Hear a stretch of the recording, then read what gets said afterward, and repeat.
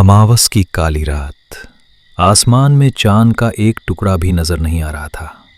हवा इतनी ठंडी और तेज चल रही थी जैसे कोई पुरानी कहानी फिर से जिंदा हो आई हो।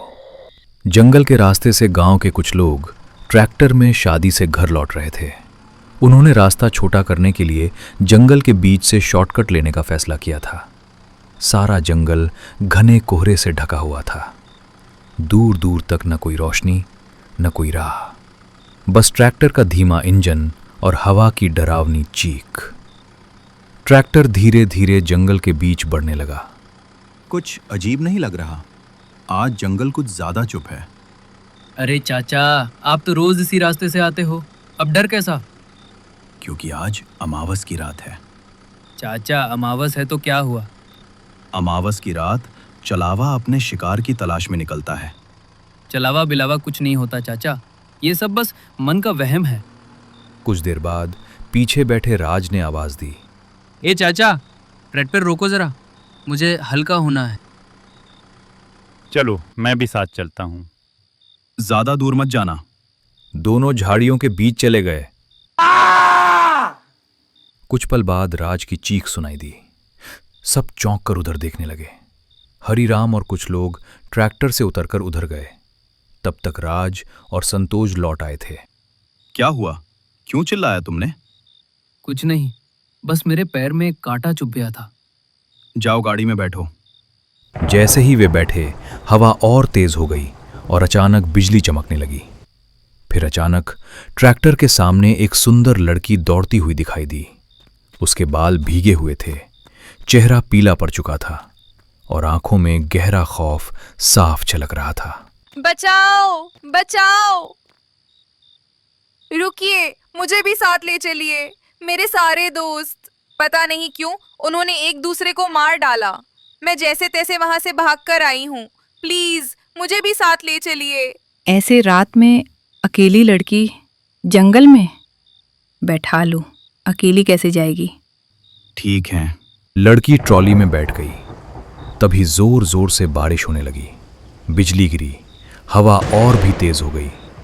ट्रैक्टर ठिठक गया, रास्ता गायब सा लगने लगा। हमें किसी गांव की तरफ ले चलो, कहीं रुककर इंतजार कर लेंगे। गांव? इस रास्ते पर तो कोई गांव नहीं आता। मैं दिन में कई बार आता हूँ यहाँ से। हमारा गांव जंगल के बाहर है, इसके पहले कोई गांव नहीं आता। पर जैसे जैसे ट्रैक्टर आगे बढ़ा, दूर कुछ झोपड़ियां और मंद रोशनी दिखने लगी। चलो, शायद कोई मदद मिल जाए। नहीं, मैं इस रास्ते को जानता हूँ। यहाँ कोई गांव नहीं है, ये जंगल है और जंगल रात में झूठे रास्ते दिखाता है। चाचा, आपने कभी ध्यान ही नहीं दिया होगा। मैं इस सड़क पर बरसों से ट्रैक्टर चला रहा हूँ। यहाँ कोई बस्ती नहीं है। पर हरिराम, बारिश तेज होती जा रही है, अगर कहीं छत मिल जाए तो? छत नहीं मिलेगी, ये सब दिखावा है। मैं कह रहा हूँ ये रास्ता सही नहीं है। बस बहुत हो गया चाचा, अगर आप नहीं ले जाएंगे तो हम खुद चले जाएंगे। हरिराम ने भारी मन से ट्रैक्टर आगे बढ़ा दिया। कुछ ही देर में वो सब उस गांव में पहुंच गए। पर जो वहां दृश्य था उसने सबको सहमा कर चौंका दिया। गांव के लोग एक घेरा बनाकर खड़े थे। बीच में कुछ लोग रो रहे थे और एक खौफनाक बात सामने आई। किशोर का पूरा परिवार मर चुका था। वो रोते हुए उस घेरे में खड़े एक आदमी से पूछा, ये सब कैसे हुआ? तेरे बाबूजी ने पहले अपनी पत्नी को मारा, फिर अपनी बेटी को और आखिर में खुद को भी मर डाला। अब तू रहकर क्या करेगा? तू भी मर जाओ। भीड़ चिल्लाने लगी, मर जा मर जा मर जा तू, मर जा। उसी बीच किशोर ने खुद को मारने ही वाला था। ये चलावा है, ये जगह असली नहीं है। किशोर, यहाँ एक पल भी मत रुको, भागो। अगर रुके तो कोई भी जिंदा नहीं बचेगा। हरिराम की चीख सुनते ही किशोर को होश आ गया। उसे समझ में आ गया कि वो किसी जाल में फंस चुका है। भीड़ चिल्लाने लगी और ट्रैक्टर के लोगों पर हमला करने के लिए दौड़ पड़ी। ड्राइवर ने तुरंत गाड़ी स्टार्ट की और सब उसमें बैठकर भाग निकले।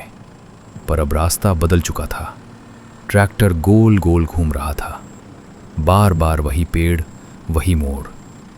ये सब हमारे साथ क्या हो रहा है? हम में से किसी को चलावा लग गया है। मेरी पिता कहते थे चलावा इंसान को मारकर उसके शरीर में घुस जाता है। फिर सबको भयानक मौत देता है। ये लड़की ही चलावा है।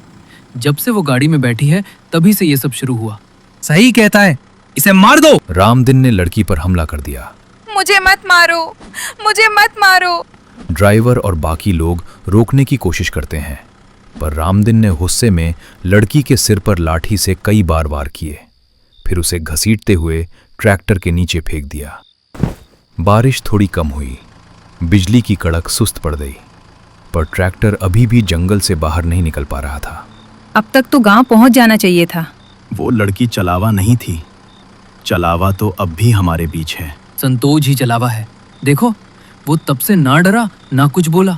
रामदिन और उसकी पत्नी संतोष पर टूट पड़े, लेकिन ड्राइवर ने उन्हें रोकने की कोशिश की, क्योंकि संतोष ड्राइवर का भतीजा था और उसे बचाने के लिए ड्राइवर ने दोनों को ही मार डाला। अब ट्रैक्टर में केवल 5 लोग बचे थे, राज, संतोष, ड्राइवर, बिमला मौसी और किशोर। किशोर भाई, अब तुम ही इसे खत्म करो। ड्राइवर ही चलावा है, देखा नहीं कैसे 2 लोगों को मार दिया।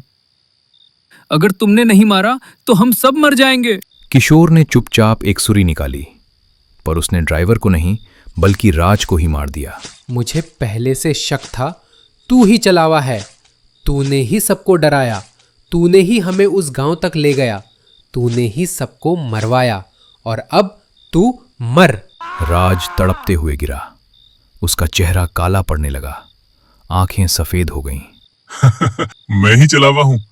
जब राज झाड़ियों में गया था तभी मैंने असली राज को मार दिया था।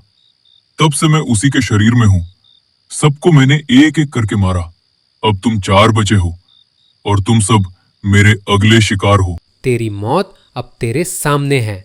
किशोर ने चलावा के सिर पर सूरी से बार बार वार किए। एक चीख, बिजली की चमक और फिर एक काली हवा निकली जो घूमती हुई आसमान में विलीन हो गई। चलावा चला गया। वो अमावस का चलावा था जो हर अमावस को निकलकर किसी न किसी का शिकार बनाता था, पर उस रात खुद वो शिकार बन गया।